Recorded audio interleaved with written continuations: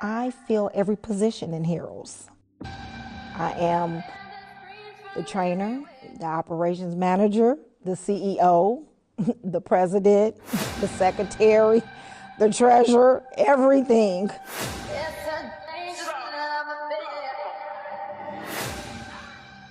I am the daughter of Harold Pierce, which was the founder of Harold's Chicken.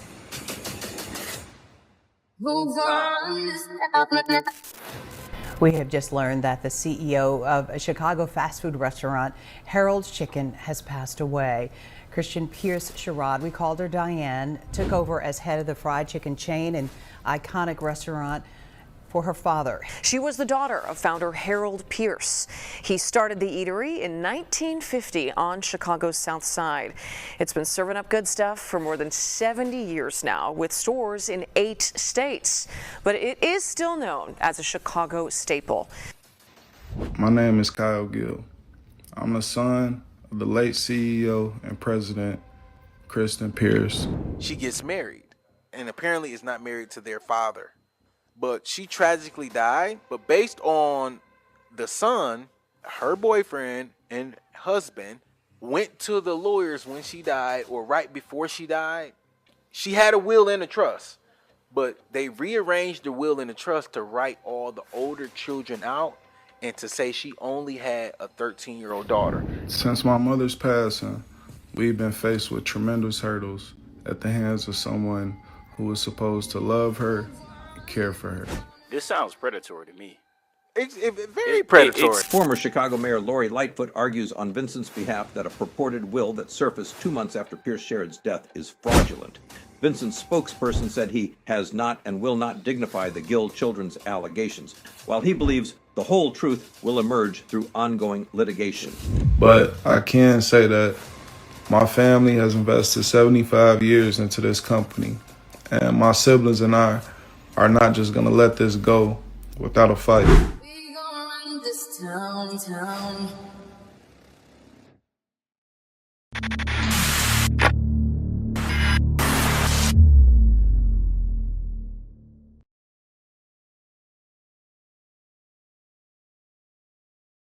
Long before Harold's Chicken Shack became one of Chicago's most beloved institutions, its founder, Harold Pierce, was a young black man growing up in Midway, Alabama. Born on August 11, 1917, Pierce learned to cook from the Southern traditions that surrounded him. He came from Alabama, migrated. He had 4 other businesses prior to having Harold's. He was a chauffeur. He owned a steakhouse in Arizona. He did landscaping. Now he came to Chicago and started Heiress. In 1943, during the Great Migration, Pierce left Alabama for Chicago in search of greater opportunity. He brought with him the recipes and cooking techniques he had learned growing up. By 1950, Harold and his wife, Hilda, had saved enough money to open the H&H restaurant on 39th Street. Their first menu focused on affordable Southern comfort foods such as chicken feet and dumplings rather than fried chicken. Harold's path to fried chicken success came with help from Gene Rosen, a local poultry supplier who trusted him enough to lend him whole chickens. After perfecting his seasoning and cooking method, Pierce brought several chickens to a neighborhood barbershop where men were gathered playing checkers. The chicken disappeared almost immediately, convincing him he had found a winning formula. On June 22, 1950, Harold and Hilda officially opened the first Harold's Chicken Shack at 47th Street and Greenwood Avenue in Chicago's Kenwood neighborhood. The restaurant stood out because every order was cooked fresh rather than sitting under heat lamps. Customers were willing to wait because the food tasted better. Harold also recognized an opportunity that larger restaurant chains ignored. At a time when many corporations avoided investing in black neighborhoods on Chicago's South Side, Harold focused entirely on serving those communities with quality, made-to-order food. At that time, black entrepreneurs also struggled to secure loans, leases, and expansion capital. Rather than build a conventional corporate chain, Pierce created a decentralized franchise system years before companies like McDonald's perfected the concept. He licensed the Harold's name to friends, family members, and fellow black entrepreneurs. Unlike most franchises, he imposed almost no operational rules. His only requirement was that franchise owners purchase their chicken from Gene Rosen. We've been operating in the city of Chicago for over 75 years. My dad was a young black man that came from the South with a dream, and he worked hard during a time that African Americans wasn't capable of obtaining any businesses or funding, and his hard work paid off. My dad believed in word of mouth. So you don't see any commercials, none of that. We are a family-owned business. It's not corporate owned, it's family owned. Over the next several decades, Heiress expanded throughout Chicago's south and west sides, becoming one of the city's most successful Black-owned businesses. The brand became instantly recognizable for its logo, fried chicken served with white bread and fries, and its signature mild sauce. By the early 1980s, Pierce retired to Beaverville, Illinois, where he devoted much of his time to raising hunting dogs. He died from prostate cancer in 1988, but by then, Heiress Chicken Shack had already become woven into Chicago's cultural identity. Following his death, leadership of the business remained within the family. His daughter, Kristen Pierce-Sherrod, played a major role in guiding the brand for decades, while his second wife, Willa, helped oversee continued growth and expansion beyond Chicago. When my dad started, it was for the small man to get ahead. It was for them to learn about business, entrepreneurship, and we're still doing it to this day. We're still doing the community network. We still employing people. So we want to continue to do that as a national brand, just to see my father's name. He's no longer here. He's been gone 36 years. So it's keeping a part of him. It's just keeping him here. We are approaching 75 years, and we're hoping that it will just last throughout the grandkids, great-grandkids, great-great-great-grandkids. Whenever I pass by Heiress, I had contemplating a few times of selling. What changed my mind was I'd rather say there is my dad than there goes my dad. That's keeping a part of my dad alive.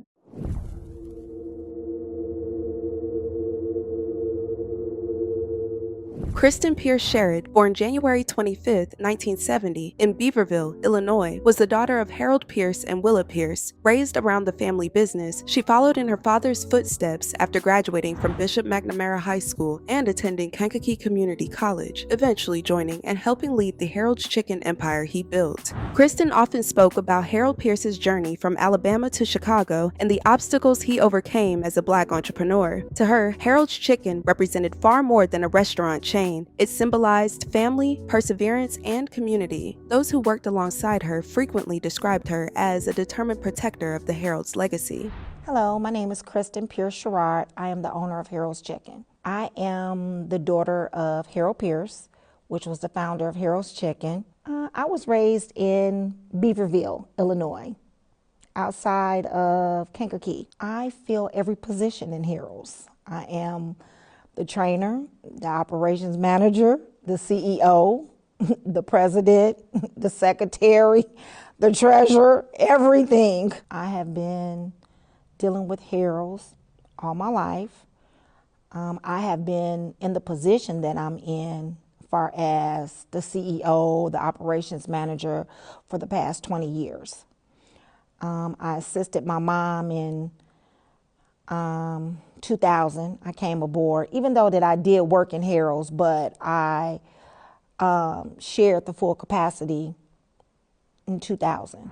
In 2003, Kristen became Chief Executive Officer of Heiress Chicken. Over the next 2 decades, she led one of the most significant periods of growth in the company's history, expanding the brand beyond Chicago into multiple states while becoming its public face. Through franchise development, marketing, media appearances, and community outreach, she helped transform Heiress from a beloved local institution into a nationally recognized brand. Chicago style. 6 wings, fried hard, salt and pepper, mild sauce with lemon pepper. Since I've held this position, presentation is important to me. I wanted to see the chicken with the wings out presented a little bit different, so the food would look different.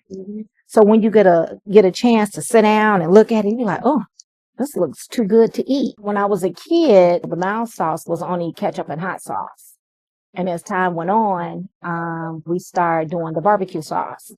So we had an idea to mix hot sauce and some things together, and we created the mild sauce. We have marketed in, 7 other states? 8. And so we have 40 some more to go. So that is our goal. Outside of business, Kristen was devoted to her family. She had 5 children from her first marriage and later married Vincent Sherrod in 2011. Together, they raised a blended family and shared a daughter. Known to many as Mama K, she was cherished by her children, grandchildren, and relatives near and far. I was raised in Joliet, Illinois. Every weekend, my father would have us out in the country, which is St. Anne, Illinois, kind of connected to Beaverville, Illinois. The first encounter that I had with Vincent was we were driving down 7,000 headed towards St. Anne. We had to pass their house to go to the next little city, and they were throwing rocks.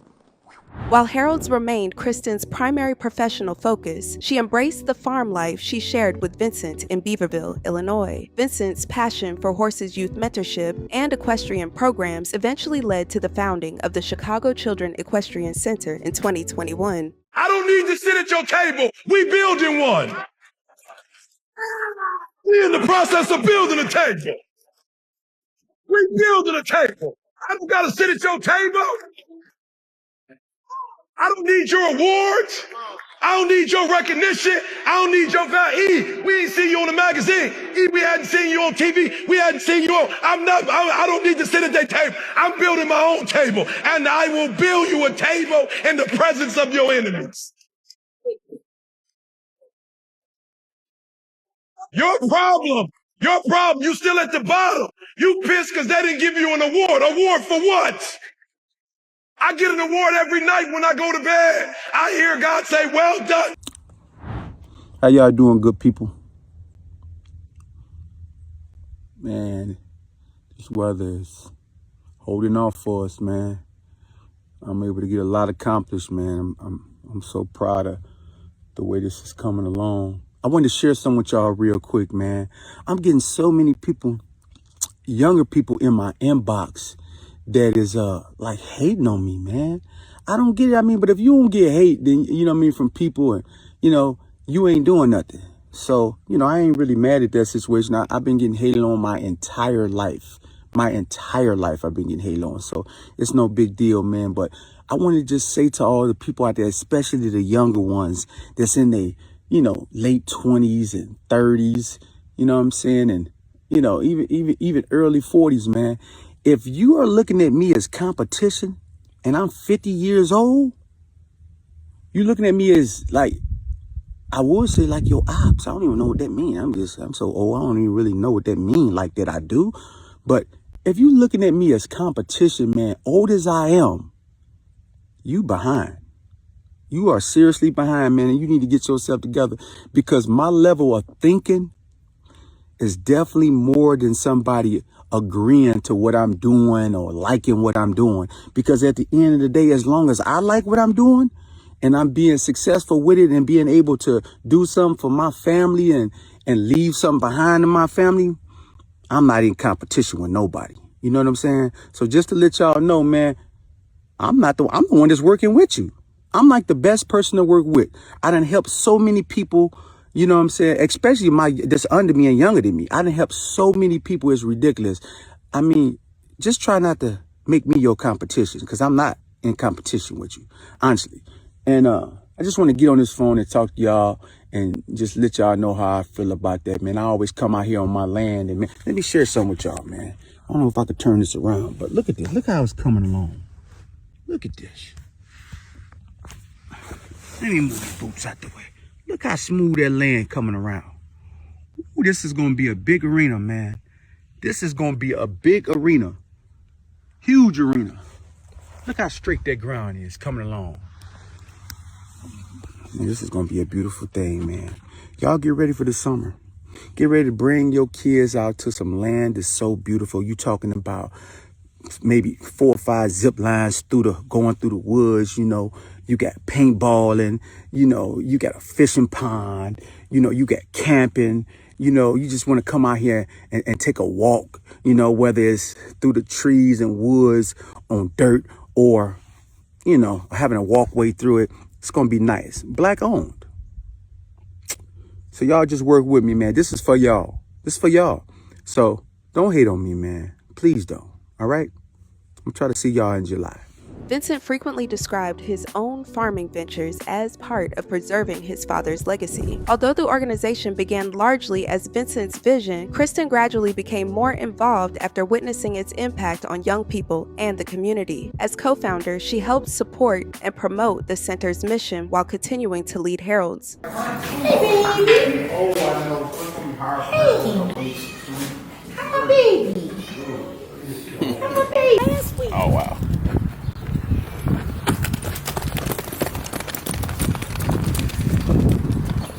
Your dog.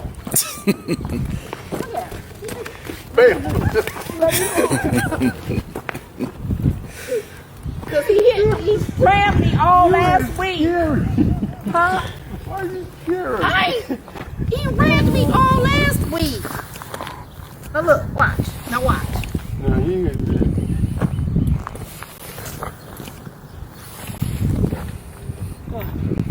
He gonna play with them kids too rough. This gonna have to be for the boys to play with. Here's something. Pulling the thing. No, it ain't. You doing that because your neck. He like that. He like you rub his neck.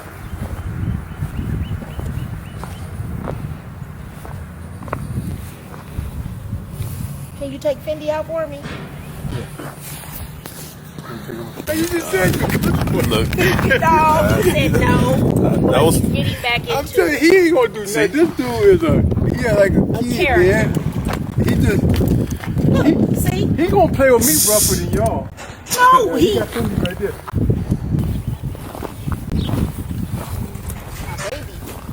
My baby. Over time, the worlds of Heralds and CCEC began to overlap, and the couple often appeared together promoting both Heralds and CCEC at public events. In 2023, Heralds expanded its cultural presence through high-profile collaborations, including promotions tied to Chance the Rapper and Lyrical Lemonade's Acid Rap Anniversary celebration. What's up? Number 3. Chance? Lyrical? I know these guys.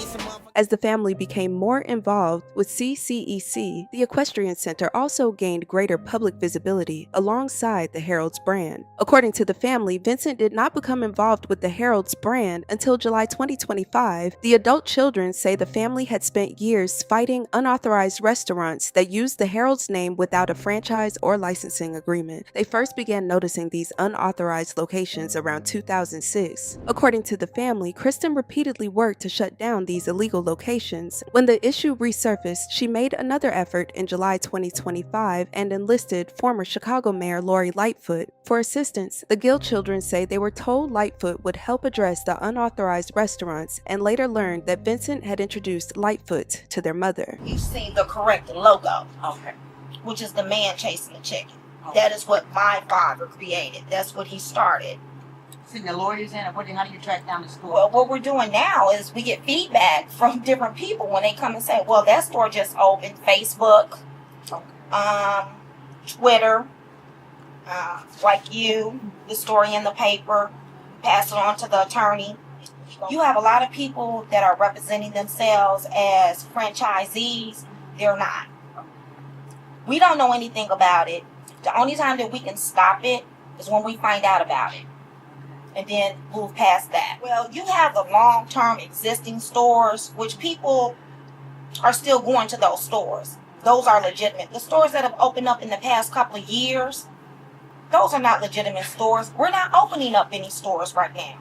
Until then, Vincent's involvement with Heralds was reportedly limited to consulting on the build-out and construction of new locations. I am like a site person. I check out the area, check out the stores, approve the stores.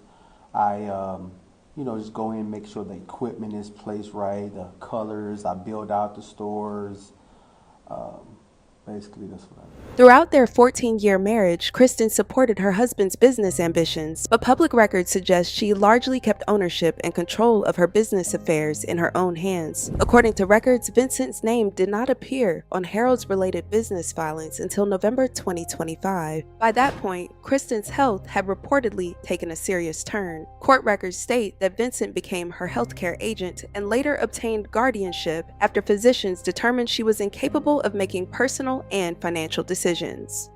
The Gill children alleged that while Kristen was hospitalized and loved ones were focused on caring for her, Vincent was quietly positioning himself to take control of business interests and assets they believed their mother intended to leave to them. Vincent denies those allegations, arguing instead that he is carrying out his wife's wishes and protecting the legacy they built together. When Kristen died in January 2026, the controversy only deepened. What began as a family tragedy quickly evolved into a high-stakes legal battle over her estate, the future of the Heiress brand, and the question of who truly speaks for her final wishes.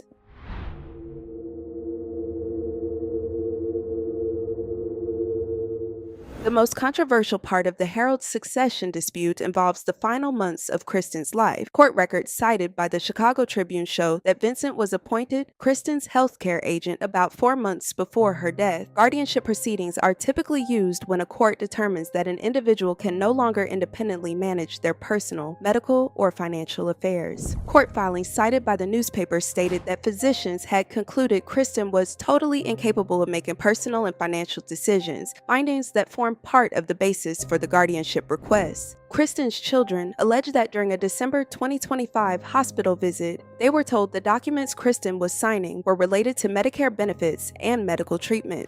They later claimed those same documents were used to support an emergency guardianship petition that gave Vincent control over Kristen and her assets. As relatives, business associates, and attorneys examined the events surrounding Kristen's final months, questions emerged about the decisions made during that period and who was influencing the future of her business interests. The family's concerns are fueled in part by the timing of subsequent business filings while she was sick. The Gill children alleged that Vincent took control of assets, stripped funds from accounts, and left them locked out of the business and properties after their mother's passing.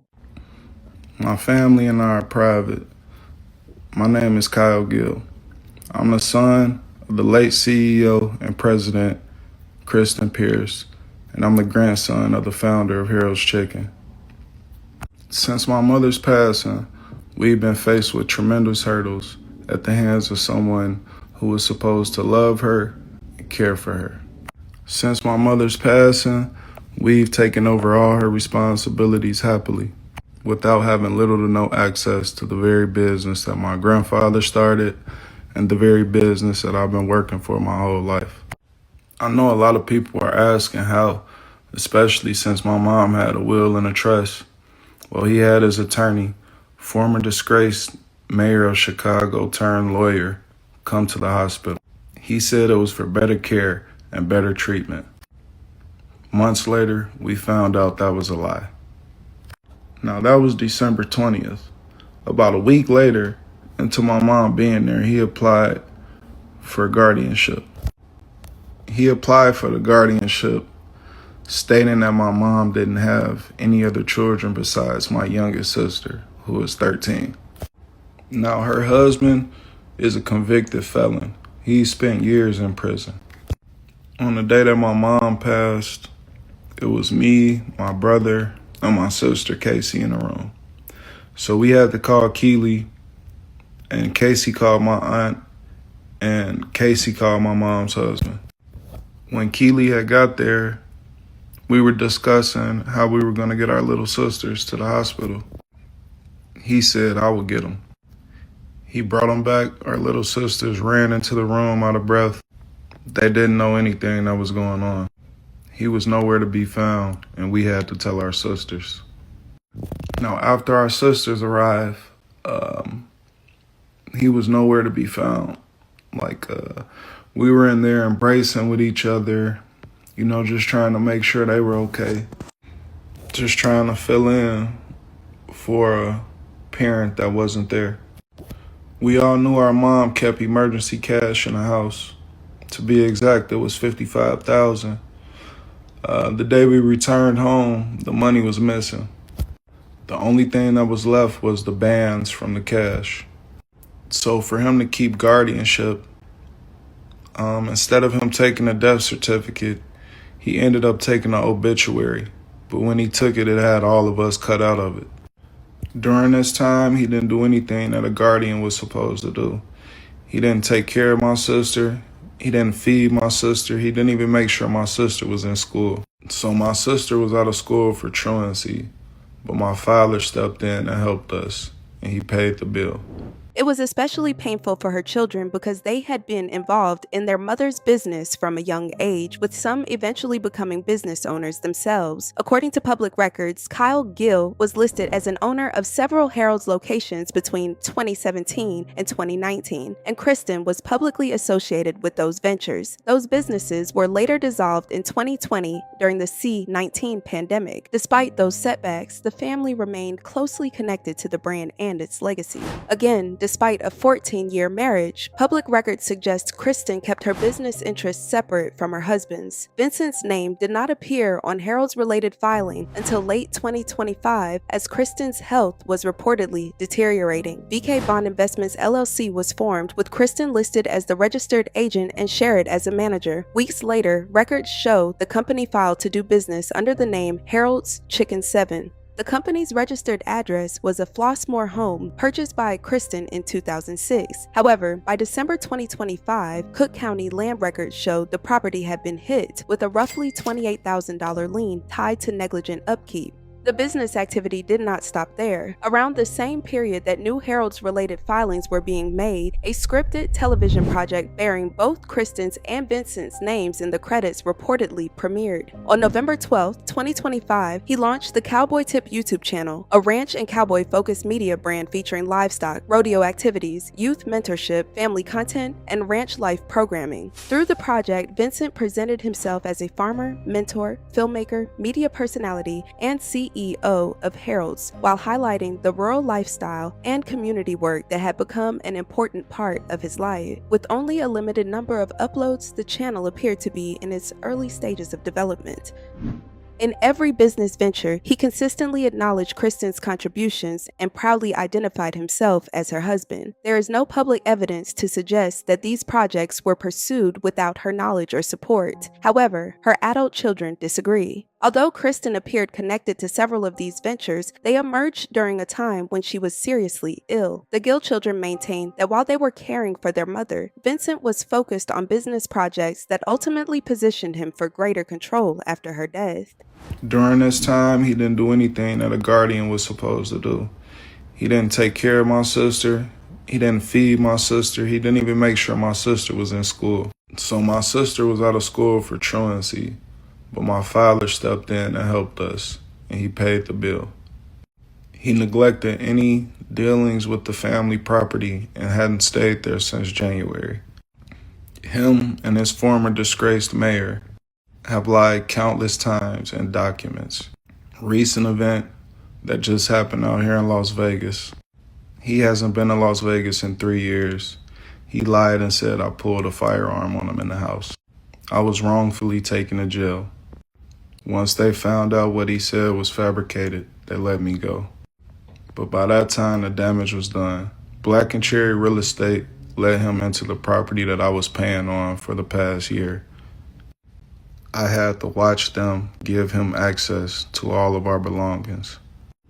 I didn't get back into the house until 12 days later, and that's when I found out that $60,000 worth of our stuff was missing. Well, the landlord is about to call you. Call me? Yes, the landlord is about to call you because nobody's supposed to be in that house. Kyle, none of them supposed to be in that house. I told her I just sent you down there to check on stuff. Yeah. So you could be in there, but Kyle, Kobe, nobody's and they coming to check that house out. Oh, yeah? Okay. How did the house look? House nice. What you mean? Everything is in order. I was locked out of the house for 12 days. I had 2 pair of clothes, and my dogs have been taken to the pound. I had to pay $500 to get my dogs taken out the pound. I didn't have any place to go because I couldn't go back home, and my whole family was in Chicago. I went to court on the 6th. They gave me access, but the owner didn't want to let me in, so I had to wait another 6 days. Went to court on the 12th, and that's when I seen that all of our stuff was gone. He got my mom's cars towed. There were sentimental things in the house that my mother kept from my grandmother to give to the girls. Those things were missing. And that green truck that I posted, that was the car that was helping him take everything from the house. So we've had money stolen from the business without any accounting or anything. So Sadly, Kristen died on January 11, 2026. After her death, one of her daughters filed a purported will that left the Heiress brand to her 5 adult children, describing them as the keepers of the mild sauce and the future of the brand. Vincent, however, disputes the document's authenticity and argues that Kristen died without a valid will.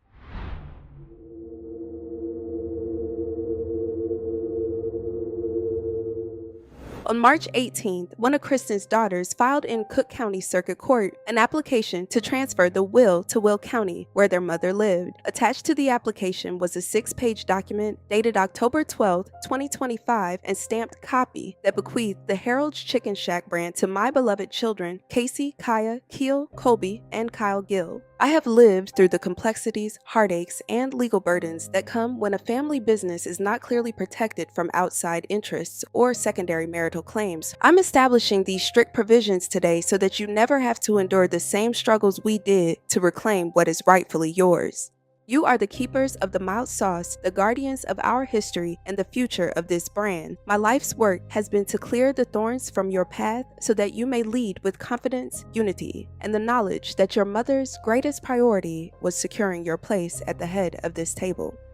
That same week, Keely and Kyle Gill filed a motion in Will County for probate of will and for letter of testamentary. Court records show Lightfoot filed her first appearance on Vincent's behalf in April 2026. Later that month, she filed an objection to the Gills' petition. Mr. Sherrod, as spouse of the decedent, has serious suspicions regarding the authenticity of the purported will the petitioners are seeking to probate. Notably, the purported will disinherits Mr. Sherrod, the decedent's spouse of over 20 years, and her primary caretaker through her illness, which occasioned her death, as well as the 2 youngest children, but none of the Gill children. In addition, the purported will is deficient and lacking certain details for a will to be admitted to probate. Mr. Sherrod believes that the decedent actually made an intentional decision to die intestate. Soon after their mother's death, Lightfoot continued, the Gill children were approaching HCS's licensees and franchisees as well as an important vendor and falsely representing that they and no one else were in charge of the company and that these businesses should make immediate cash payments to the Gill's personal Venmo accounts. These actions created a significant amount of confusion and disruption of the HCS business operations. Mr. Sherrod chose not to report these thefts and misappropriation of corporate funds to law enforcement as he was still grieving the loss of his wife and did not want to escalate issues with the Gill children despite their conduct. An attorney for the Gill children, Candace Hansford, did not respond to requests for comment, but said in a recent court filing, the last will and testament of the decedent, which Mr. Sherrod prematurely contests, plainly bequeaths business interests to all of the decedent's adult children and serves as the initial basis for petitioner's assertion that actions take in contradiction to that purpose pose a risk to the estate. Hansford also petitioned to have Lightfoot removed from the case, though the judge denied the motion, records show. Representing Vincent is Lori Lightfoot, the former mayor of Chicago and a longtime attorney. Lightfoot served as Chicago's 56th mayor from 2019 to 2023, becoming the city's first Black woman and first openly LGBTQ mayor. Before entering politics, she built a career as a federal prosecutor, private attorney, and advocate for government accountability and police reform. Lightfoot's administration faced criticism over crime, public safety, and spending priorities before she lost her 2023 re-election bid. Mayor, can we ask you about the campaign finance reports now that they're out? And there are those who have said that are looking at this more closely than even I am, but they say you're burning through money. Can you show us polling that shows that this is working? Well, what I will say is this. It's campaign season. We're about 40 days out from an election. Of course we're spending money. We're spending money to be on TV. We're spending money in our field operation. We're spending money on voter engagements. So I'm not one who thinks that the thing to do is just continue to hoard money.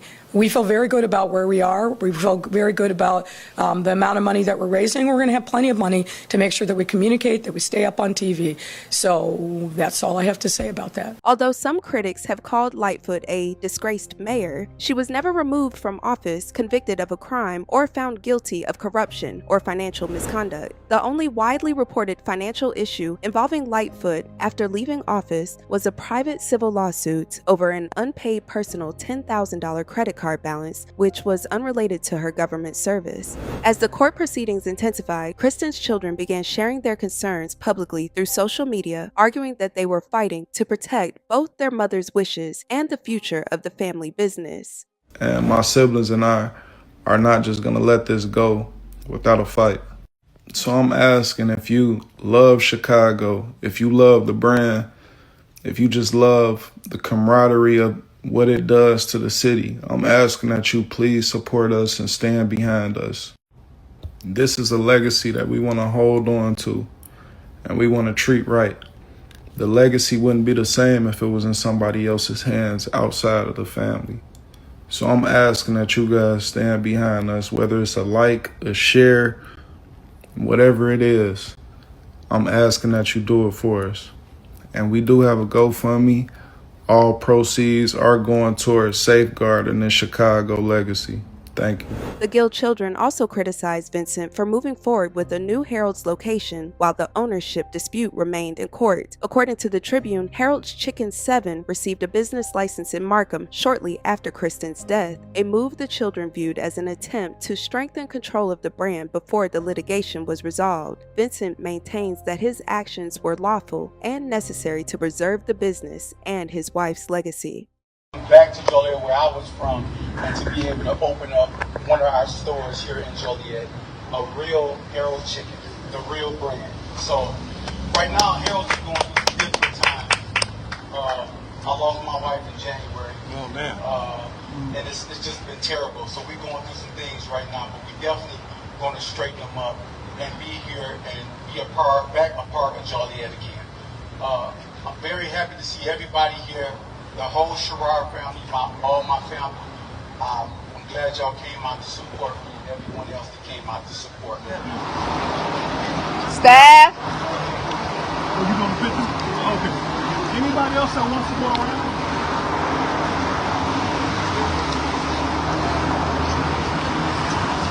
Oh, now I'm going to give instructions out here. Everything, now you looking it up. It's crazy how the same person can heal and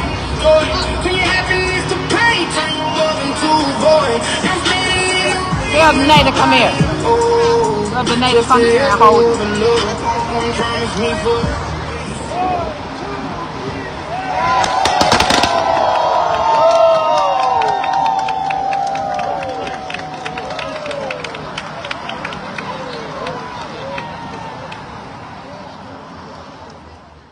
What began as a family tragedy has evolved into a battle over legacy, loyalty, and control of one of Chicago's most recognizable brands. Until the courts decide otherwise, the question at the center of the dispute remains the same: who is truly carrying out Kristen's final wishes?